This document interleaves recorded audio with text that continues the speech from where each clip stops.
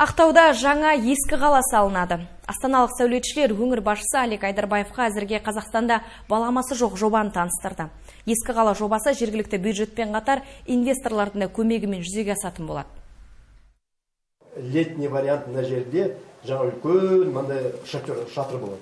Ескі қала жобасы 28.000 гектар аумақты қамтитын болады. Биіктігі 10 метр қақпамен қоршалады. Ішінде 600 адамға арналған мешіт, 4 бұрышында қонақ үй, монша, ойын-сауық орталықтары болады. Бұдан бөлек тағы да 30-дан аса ғимарат салынбақ. Сәулеті толықтай ескі стильде болғанымен іші заманауи талаптарға сай етілмек. Жобаны ойластыруда сәулетшілер алдымен Маңғыстау өңірінің тарихымен танысып зерттеген. Үлкен елге белгілі Самашев Зейнулла сияқты археология докторы сол кісілермен кездесіп, осы Маңғыстау өңірінде қандай қалалар бар деп ол кісінің айтқаны, Шерқаланы айтты, Шерқаланың жанындағы Қызылқаланы айтты. Қызылқаланың сондай бұрынғы тарихының байлығы соншалық, сол кездегі өз уақытында Орта Азиядағы ең үлкен орталық болған, сауда нүктесі болған.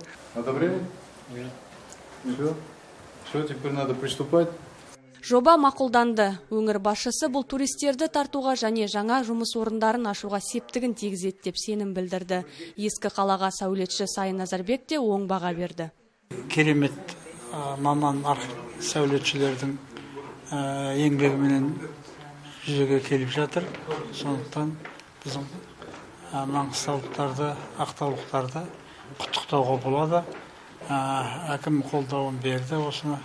Келесі жылы ескі қаланың инфрақұрылымы жүргізіліп, іргетасы қаланатын болады. Луиза Малачаева, Бейбіт Нұрсейіт, жаңалықтар.